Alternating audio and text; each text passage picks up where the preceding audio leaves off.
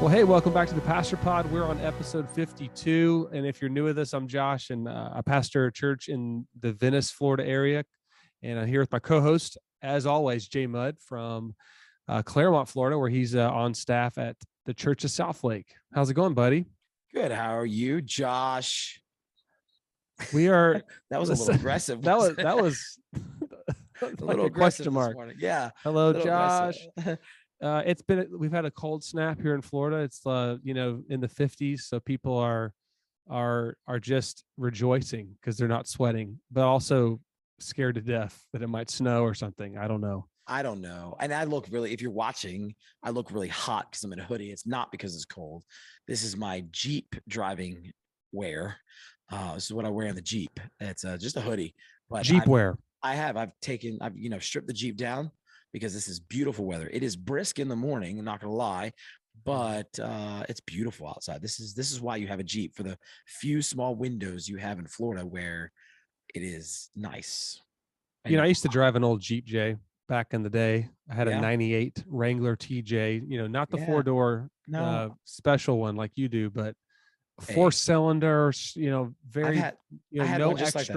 no extra anything. And basically, eventually, I had about 10 years. It was a really cool God story, how it came about. It was pretty awesome, but I'll share another time. But basically, I drove it for 10 years. Eventually, the transmission and engine were literally about to give out. Right. And I sold it, and people were coming out of the woodworks, offering me like way more than what I wanted. That's the Jeep. One guy writes me, he's like, "Hey man, I'll give you a laptop, I'll give you a new bike, and I'll give you the money." And I'm like, "But it doesn't even run right now." He's like, "It doesn't matter. I have 6 engines laying around in my garage." And I'm like, Jeep people are crazy. They really, so the same story is I had a Jeep like that, and the clutch you couldn't move it. I had to stop at a red light. I had to turn the Jeep off and get it back in gear and then start it because you couldn't go to certain gears.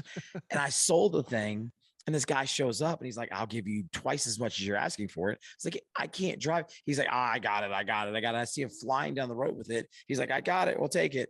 Jeep people are weird.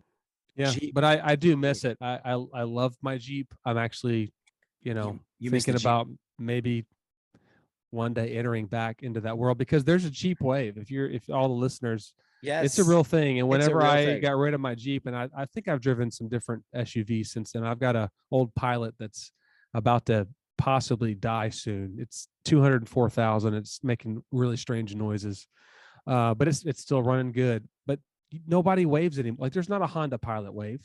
There's not like a moment of respect. Like, you're just kind of like. And the thing with a Jeep wave is it doesn't matter what your Jeep could literally be falling apart and you still get the respect. You still get the respect. And I wave at them, and I try to let them know that I used to drive one. No, and so you're waving. So you're a non-Jeep driving person who waves. No, I don't anymore. It's been like 4 years, but I will let you know it for about a year after. I didn't recognize that I was still doing it, and then they wouldn't respond. And I'm like, wow, what's wrong with that person? So funny story. Why don't they?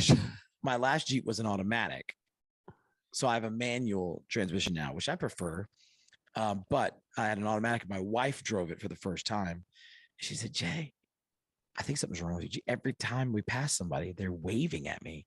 I was like, "That's the Jeep wave." She goes, "The what?" I was like, the Jeep wave. It's a real thing. It's a thing. It's a thing. Yeah. The more you know, here in the Pastor Pod, we're just trying to keep you up to date on all things random. From me to all my friends out there who drive a Jeep, here's your Jeep wave. There we go. If you're watching on YouTube, but how does it go though? If you're watching on YouTube, you can actually see it. Sometimes it's a 1-finger wave. Sometimes it's a 2-finger wave. It can be a couple fingers. Yeah. It's really, you don't take your hand off. You just kind of up and go. It's subtle, but it's also very appreciative. Yeah. Carry on, my soul. Now, is there any real quick? I don't want to banter this too much. People did not come here to talk. A lot of people are already skipping past this anyway. I know, but is there a Jeep that you don't like? You mean like the Wrangler? Or are you talking about like type of Jeep? Just a type of Jeep. The type of Jeep. No, the new Compass. I'm not a big fan. Compass. The Renegade. There's a Renegade. I don't hate it. I was looking at it the other day, actually. The truck, like on Facebook.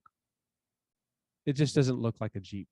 You know what bothers me about the Renegade is if you look at the back doors, like it could be a full door, but they didn't do it. They use the same back doors they do for the 4-door Jeep. Like it's cut off. It bothers me. Like Jeep, come on. If you're listening to this and you work for Jeep, fill them up my complaint for me.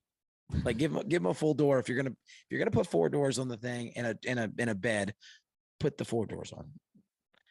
Yeah, it saves them money because they can use the same door, but still. Here, Okay. here. That being said, we can move on. So, Josh, today on the pod, we're going to have a fun conversation. Really, when you propose the topic, Josh, I was like, okay, interesting. What size of church is the good size of church? What size? Yeah. What is a The healthy right size size church. of Right. a church? Like a lot of people have their opinions on, like, well, a church of this many is the right size, or large churches are good or large churches are not good. What makes a large church a large church? What's a medium-sized church? What's a small church? What's an extra small church? Even now, what's an online church? What's a house church? I mean, we have a lot of jargon and thoughts about that, and people kind of bring it up in different ways. Sometimes they'll say things like, well, when a church gets to X amount of people, then how do you effectively disciple the people? Or it might be something like, well, I prefer a small church because people are more relational. And so there's a lot of statements people make, and based probably mostly on based on their experience, right? Most of us speak to what we know. But that's what I figured we'd have a good discussion today on what is the right church size, if there is one, and why does it matter?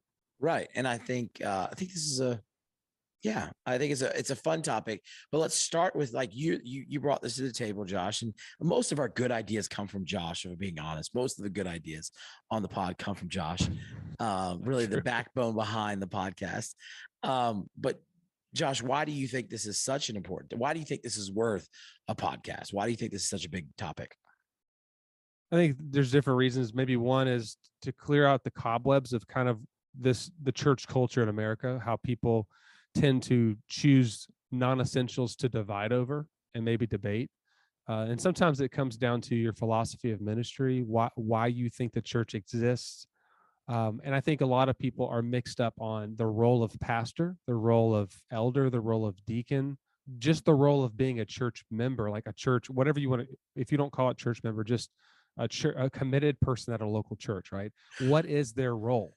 And why is the church there? What are they called to do? And so that speaks to a lot of that's a deeper discussion, which then results in, okay, if a church is healthy, that equals this. Right. So I guess this discussion could be church health as well, not just church size, as in more people in the seats. What is a healthy church? Because some people think, well, a healthy church means everybody knows everybody intimately and knows every detail, knows their family, knows their deepest, darkest secrets, and that is what makes a church healthy. While others say a church that's healthy is a church that not only has connections, small groups, relationship, but they also have an outward heart to reach a disciple and lead people to Jesus. So there's kind of extremes. I'm not really speaking to that today. There's even a movement that from COVID, right, that everybody should be online, and that going to a building isn't good. And now that we're in this new norm, that house church / watch online is the only way to go. And so there's just a lot of that happening, I think, more than ever before.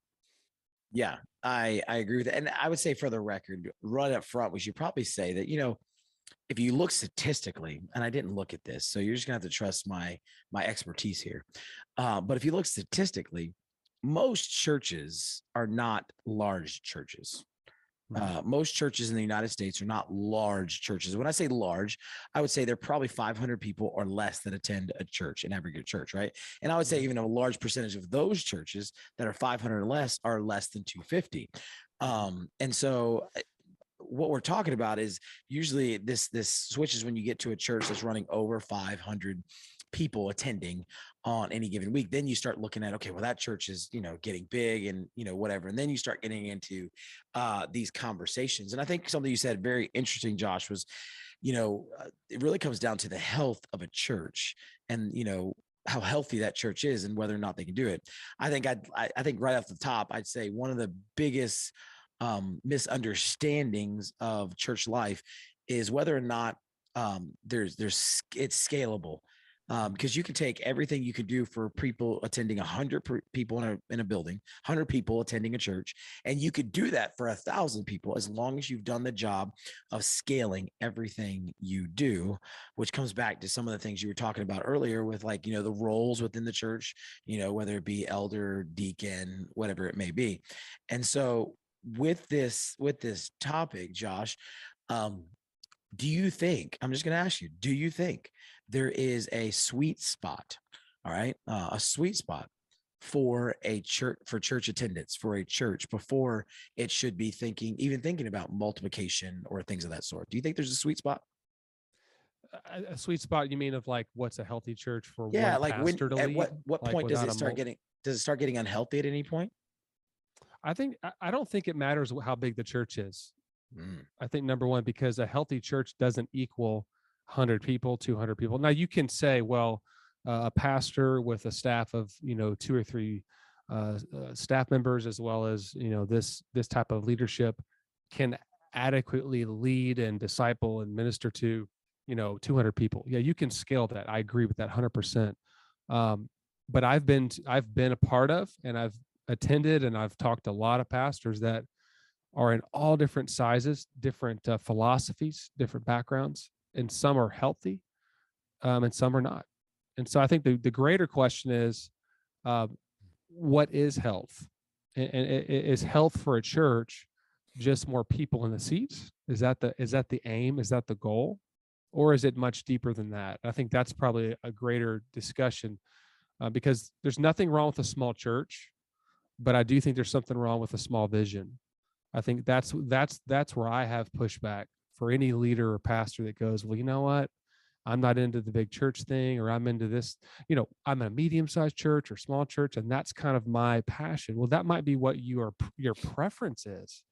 And if that's where God has you, based on where you are, if you're in a rural area of Nebraska and there's 500 people in the town and your church has 100 people in it, you have a large church when you look at the percentage of people that you're reaching.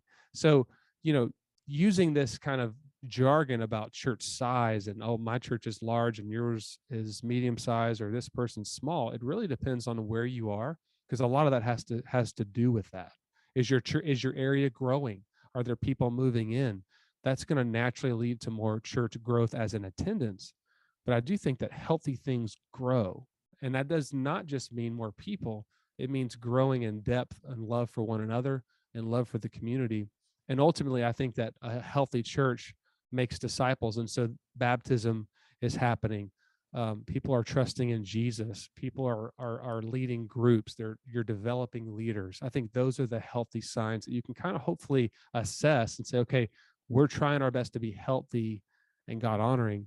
But to put a number to it, I do think there's a lot of books written lately about that. Like, well, this size church, and if you get past this size, then you have to plant another church because you can only get to. So I think a lot of that has become so programmed. I don't know. What do you think? Well, I think sometimes, well, we've even had people on the podcast here who would say that, the goal of the church should be church planting. And if you're church planting, you're naturally going to keep your ceiling a little bit on the lower side of who's going to be attending, because you're going to be sending people out. And so Sure. that's when I asked if there's a sweet spot of this idea of, like, I guess that comes, so really, honestly, it comes back to really that the vision of maybe that church or whatever it may be, because, you know, church planting happens naturally. It can happen if you have 100 people in your church. You can still church plant. You can. There's nothing saying you can't church plant there. I think it comes down to that. Again, I'm going to go back to scalability. Can you scale the healthiness of that church? Are you making disciples? Are you ministering to people? Are you doing things? And I think that comes back to really the roles within the context of the church, because then the church has to manage those roles properly. You have elders in the church, you have deacons in the church, and things of that sort. Do you want to speak a little bit to maybe when it comes to the structure of the church, specifically when it comes to the roles, and how you can and how we should be looking at this in a scalable way, to where we can manage church growth at every Mhm. different phase or whatever it looks like. Mhm. So is there different markers that you look for when you're as a pastor as a church? Are there different markers you look for going, hey, we probably need to mobilize more elders, more deacons, more people Mhm. based off of the size of the church in order for it to remain healthy? Or is it small groups is what you measure that by? Or Mhm. what are your markers maybe to make sure that the health stays there within the context of a church Mhm. when it is growing? Because I Well, I think think that's the big yeah. pushback we're getting here. And what you're bringing to Mhm. the table is like people say, you lose this when the church gets Mhm. too big. Mhm. So how do we manage that? And what are some keys that we're looking for when you manage that? I think the church has to grow larger and smaller at the same time. Like I've heard that in a lot of different Yeah, trainings that I've been to. absolutely. I don't know who first said that, but it was such a huge point that we grow larger in worship through reaching and welcoming people, but we grow smaller in small groups. Everyone needs to be in a circle. And so small groups, community, if you study the early church, that was the span of the intentional care of the body where there's leaders that are pouring into the people that you've equipped and empowered. And so structure is key. Structure is the most important part outside of the word of God and the gospel. Structure is so vital no matter how many people go to your church. So and I think a lot of people think that the pastor slash elder is to do everything. That's why a lot of churches don't move beyond a certain barrier of people, is because the people in the church view the pastor as the hired hand. Hey, we hired you to do all these things. My dad was in 5 states growing up, and typically they were solid, growing, loving churches, but very rarely did the church get beyond a certain amount, and that could have been because of a lot of factors. But so many times, um, my dad equipped and tried his best to empower people, but a lot of the people's mindset was you're going to do all these things, and one person can only do so much. And even in a church of 200 people, uh, even way less than that, a pastor cannot know everyone intimately and know them in a deepest way to help equip and mentor them personally. And that is part of the reason there's been so much movement towards we need to have house churches of no more than 20 people at every house, because everybody has to know everybody deeply. Well, that's just, to my opinion, a healthy small group. A healthy small group is where you do life together, you pour into each other, you care for one another. And the elders lead and feed. The deacons are the ones that are the leading servants. I think that every follower of Jesus should be a servant, but the deacons should be the leading servant. So leading serve teams, leading areas of care, leading areas that, like our church, so much set up, tear down, portable church stuff where they can take leadership roles of leading serve teams and being a good example, and also caring for the needs that come in. So there's a lot that goes into that, but I do think that the mindset that the pastor slash elders should do everything is not biblical. And it's one of the worst, I think, philosophies that's happening, that is basically causing churches to stay small and hinder their evangelistic impact in their community, because they think, well, if we lead someone to Christ, then the pastor has to do it all. I know that sounds odd to you, Jay, because that's not really what we talk about. Or even if you're listening in, you're like, that's kind of weird. There's a lot of people that I've talked to lately that make those comments. And what they don't understand is that the early church, if they did that, if they had that mindset, they would have never left to go to Antioch. They would have stayed in Jerusalem. Right. It would have never, the gospel would never have multiplied, because it was only a few select elder pastors could do all the work. It would have never happened. The early church was a group of an army of servant leaders that were using their giftedness, that was empowered and taught by the apostles, that exploded and led to Antioch, which was led by everyday people. It wasn't even none of the apostles were even there that planted that church. It was the people that had been impacted and equipped by those from Jerusalem through the church plants that had been developing. Yeah, I think we confuse a call to ministry, and we put it in this bucket of it has to be vocationally, when really a call to ministry is what it means is to be a Christ follower. A Christ follower is a call to ministry. Mm-hmm. We all have our different aspects and roles that we play, and I think we confuse that so much, is that we think that really you're in ministry if it's only a vocation, but it's not just, it's Mm-hmm. more than a vocation. There are men who have been called to be pastors in the church, and yeah, that is maybe their vocation, but Mhm. there are also others that will be called to be deacons, right? Men and women who will be That's called to right. deacons, and their job is to be lead servants within the context of the church. And I know when I say, even when I say lead servants, I'm like, somebody's gonna take that the wrong way. That's not what I mean. It's a biblical principle. It's like Mhm. they're leaders among the people who are Mhm. serving in the community, in the local church. There's leaders that are stepping up, and I think sometimes, and I said something, as before we got on and we started recording, I was like, man, I struggle sometimes with the deacon concept, because I think sometimes people, eh, they want the title of deacon, but they don't want to do the responsibility of a deacon. Well, it's because we've redefined what it was. I mean, I Correct. grew up, Southern Baptist church, and love my upbringing, but the deacons were the elders. Oh, they ran the But church. they called themselves deacons, and they were Right. never They were never they, deacons. most of them were not biblically at a place to be an elder, Right. but they wanted the title of deacon because in the Baptist world, deacon has the role of elder. Their job was to tell the pastor what to do Right. instead of, hey, I'm here. Now, that's not true for all the people. I'm just No. telling you, every church I grew up in, Right. there was always at least one. And they usually had the most money and owned the most stuff in town. And they were the chairman of the deacons. And they told my dad how to run things. Well, And who should come to the church and who shouldn't. And so I vividly remember those comments and those moments growing up. And I was very confused because the word deacon, diakonos in the Greek, means servant.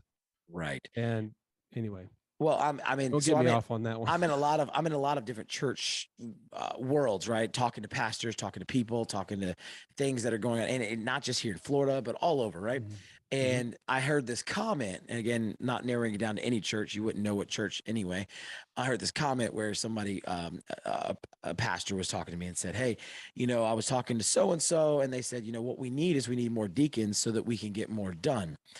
And I said, "Well, is that person there a deacon or whatnot?" And they were like, "No, no, no. They just think we need more deacons so that we can get more things." I was like, "Well, see, that's where the struggle comes from. Is like you don't empower deacons by giving them a title. You empower deacons by letting them just live out their call to be lead servants." And I heard one pastor, and this is a good friend of mine who's a church planter, who said, the way we define deacons are those who are deaconing. Those are our deacons. They're already deaconing. They're already doing it. They're already stepping up. They're Right. already leading. But again, you need to equip those deacons. The role of the pastors to Mhm. equip those deacons to do the work of the ministry. And so when we're coming back, let's circle back to our topic, right? Of how we get these healthy churches, is the pastor needs to understand that, there comes a point where the pastor can no longer be in shepherding every single person, or coming alongside, or leading every serve team, or leading every opportunity.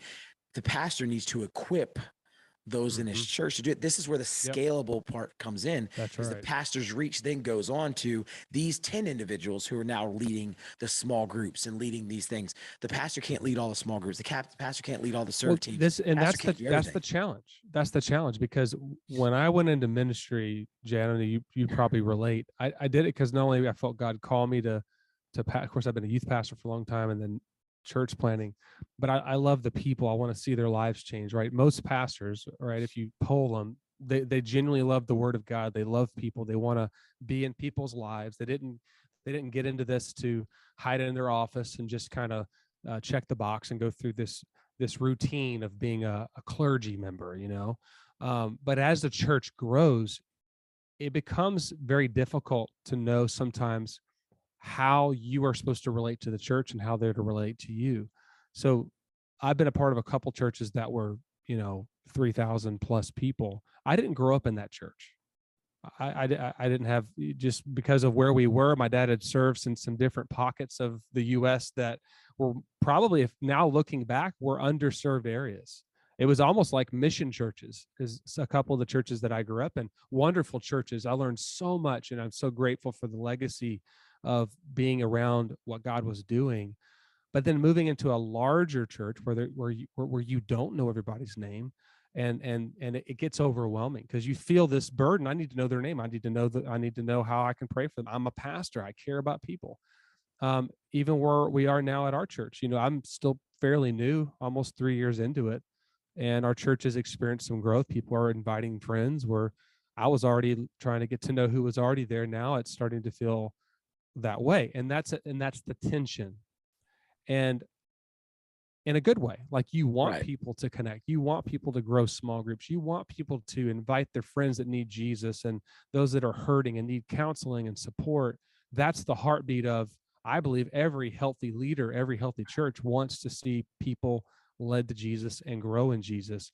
But as a leader, it's sometimes you have to take yourself out of that, and it's all about who I'm equipping versus I'm doing it. And it's not as fun, it's not as fruitful in the sense, because you don't receive that relational So, touch point, that relational that you might have had when you were a church of 100 people. well, and I think this is where it comes down to. I think there are leaders who are very gifted pastors who, and I'm going to say this, and I don't mean this, there are some pastors who churches may never grow beyond 150 people. And that is okay, because that's the pastor that God may have created you to be, where you're going to shepherd those people, and Right. you're going to do it really, really well. And you have to Mm-hmm. be okay with that. You have to be okay with that. And I think some pastors feel like they have to measure up and like, oh, I see That's other right. people that I know that have Mm-hmm. much larger churches, right? Mm-hmm. No, no, no, no. That's not it at all. There's different expressions of a church. There's people who want to go to a church, and you said it earlier. There's people who want to go to a church of 150 people because they can know everybody, they can know everybody's family, they can know everything that's going on. Mm-hmm. I know churches like that. I've been at churches like that where that's just the community piece. It's for me. I'm like, okay, I get that, but then my mind starts thinking differently because I'm a different type of leader. Mm-hmm. Mm-hmm. Here's a rule of thumb that I was taught a long time ago, and I'm sure it's statistically backed up. But you will really only be able to effectively nurture 5 deep relationships. 5. Once it gets beyond 5, you start losing your ability to shepherd them really, really well. So what that means is, you can do that math all you want. Like, a leader who's going to continually grow a church for a healthy means that their mindset then shifts from like, I can't minister to every single person in my congregation. Now I need to minister to others who are ministering to others. Again, And scalable. that's This scalable. this is when it happens. So, for example, if you have 5, so Josh, how many? I don't know how many staff members you have. I lost count. How many you guys have? But like, your job right now as a pastor, it's not saying, hear me out. It's not saying, I don't want anybody who goes to your church listen to me saying this and saying, well, that guy's, yeah, I don't want, my pastor doesn't care about me. No, your pastor does care about you. But your job, one of your primary jobs is not going to be trying to minister to all the people that go to the Bridge Church. It can't be. You can't do it alone, but you can pour into the staff that you have there at the church that will then turn around and pour into those Mm-hmm. leaders that are mobilized in the church. So so what happens in a leader's life as that church grows is who they're pouring into begins to shift a little bit, and it has to shift. This is the scalable part of a church, is it has to shift, because now every person on your staff is going to have 5 key people they're pouring into. Those people are going to have 5 key people they're pouring into. It's not saying you can't have other relationships. So I'm not saying you can't have people in your Mm-hmm. church that you're discipling or that you're going deep Mm-hmm. with. I'm not saying that at all. But what I'm saying is, a lot of your energy is going to pouring into those staff who are then going to be pouring into your church. And you may have some people that you're pouring into. You should. Every Christ follower should be discipling, right? That's So right. you may have it, but that's the scalable piece. You're not going to be able to, you cannot physically know intimately and disciple 150 people. Mm-hmm. Impossible. Impossible. Nobody can do it. Jesus himself spent most of his time with 12. And even those 12, he had 3 that he spent even extra time with, the kind of inner circle to Jesus. There was only 3 that got that. Mm-hmm. What was Jesus showing us? The scale. He was showing us what it looks like to scale his Right. ministry. Now, those 12 went on to do great things. Yes, they went on to advance the kingdom of God, but those 3 were looked at as almost leaders.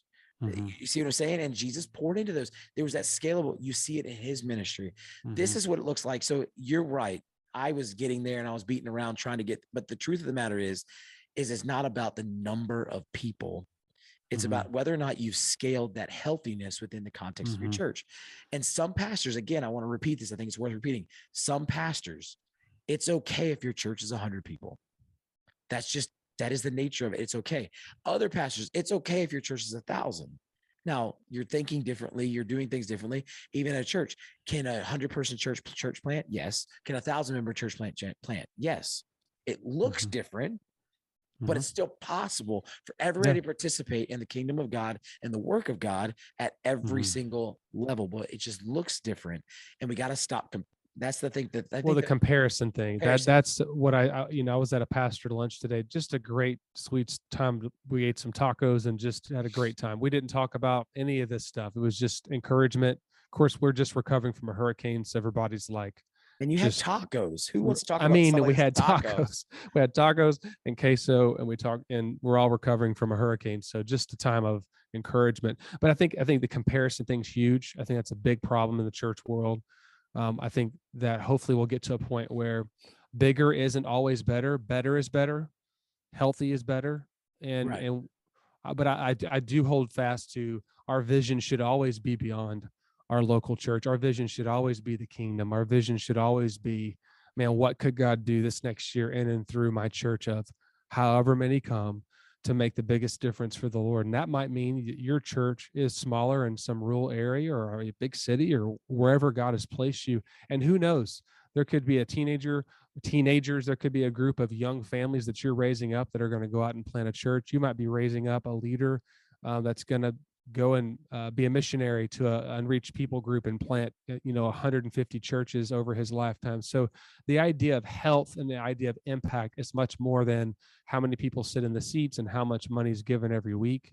All those are very simple metrics that every church has. The end of the day, it's faithfulness to the gospel and having a vision that's the size of the heart of God. And that doesn't mean that every one of us are going to see theaters packed out and some of these go through history, the well-known preachers that receive more of the attention. I mean, that's how God called them to fulfill their ministry. But just remember, I think that's a key part of this whole idea of how big should a church be. The greater question is, what is a healthy church according to Jesus and the early church?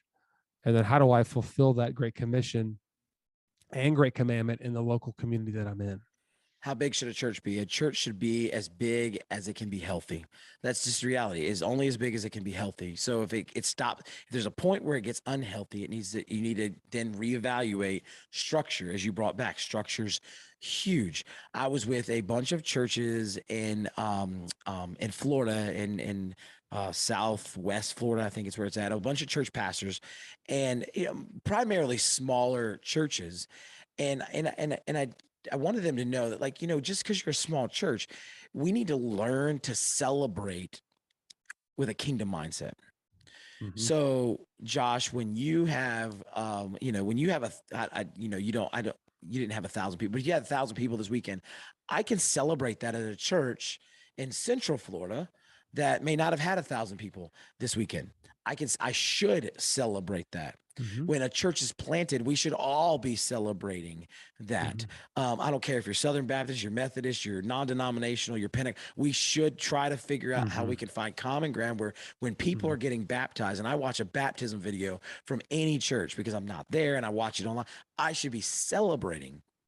There shouldn't be any kind of jealousy, any kind of envy because I didn't get that or I didn't get to experience. No, I am getting to experience that. As a Christ follower, we're on the same team. If we believe what the Bible says about Jesus and what Jesus has done, we're on the same team.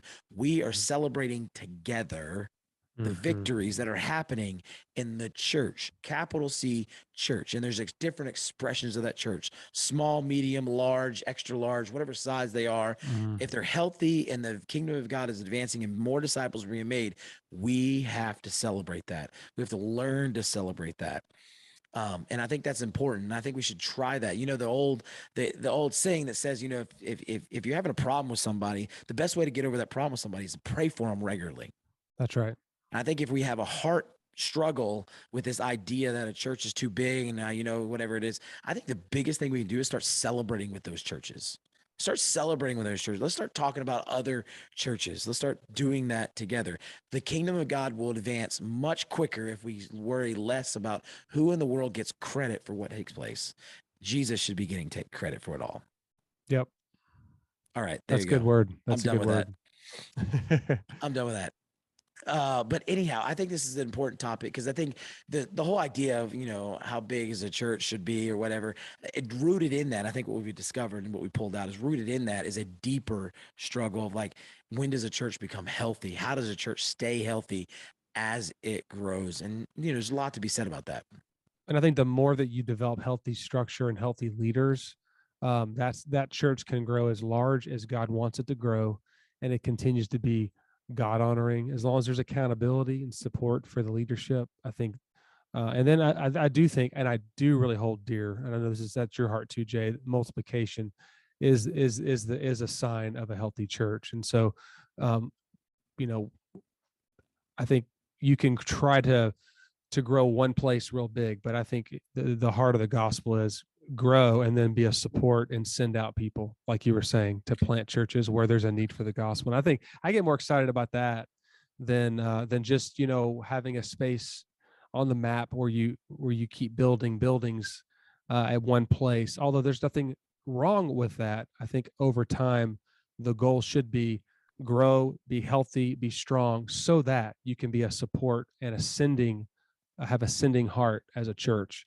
whether that's to plant, whether that's missionaries, whether that's whatever it looks like to take the gospel to the nations and to the neighbors. I agree 100%. And so, listen, this is a good topic, good fun conversation. We'd love to hear your thoughts. If you're listening in, you fast forwarded past the Jeep exercise and the conversation we had, and you've listened in. I'd love to know your thoughts. Whatever size church you're at, share your thoughts on healthiness. What are some of the key factors that maybe you've had to work through in order to keep your church in a healthy state? And again, I know we all have room to grow. Nobody's going to come on here and say we have it all figured out.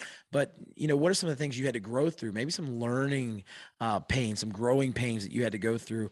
I'd love to hear from you. You can email us at thepastorpod@gmail.com. You can drop in the comments if you're watching on Facebook or listening. You can, wherever it is, I would love to hear from you because there's a lot of experience out there. And I think it's one of the reasons we do the podcast is we want to hear from other people. Josh, we're just kind of just dialoguing back and forth because these are the conversations we'd have if we had lunch every week. But we don't live close enough to have lunch every week. And so we do a podcast. And so if you're listening in, please reach out to us. We'd love to hear from your experience about church, about, church growth, about what it's looked like for you to be in that midst. Maybe if you're running and, you have 100 people in your church, how do you keep it healthy? I'd love to hear from you. How do you keep it healthy? I was with a church pastor this week who, his church is growing and he's trying to figure out, how do I navigate this new dynamic of, families coming and, us growing? Do we plant? How do we mobilize people to be healthy? So I'd love to hear from you. thepastorpod@gmail.com. Reach out to us. You can direct message us on social media platforms. Yeah. So Josh, any final thoughts as we kind of wrap up today? Stay tuned. We have some great guests coming up on the Pastor Pod. We have a couple, one pastor friend who's had longevity at his church, 20 years, and look forward to hearing his heart here coming up in a couple weeks. 20 years. Yeah. And I'm just such an incredible leader. And then we have another friend that's coming on to talk about why pastors need healthy connections here coming up soon as well. So nice. Looking forward to those conversations. So nice. And here we are, episode 52, Josh. Here we go. We're 52 years old. There's 52 weeks in a year. We're a little bit older than a year because we've skipped a couple weeks. But we have a year's worth of content you can go listen back on and check them out. And so you can always find that at our website, thepastorpod.com. And you can check out all those old episodes, especially on Spotify and all these other, there's tons of different platforms that do podcasts. So wherever you listen to your podcast, you can go back and check it out. There's 52 episodes. So we'd love to hear back from you, even if it's on a past episode. Okay. You can reach out to us, thepastorpod@gmail.com. Thanks again for tuning in for another good conversation. We hope to see you back here next week on the Pastor Pod.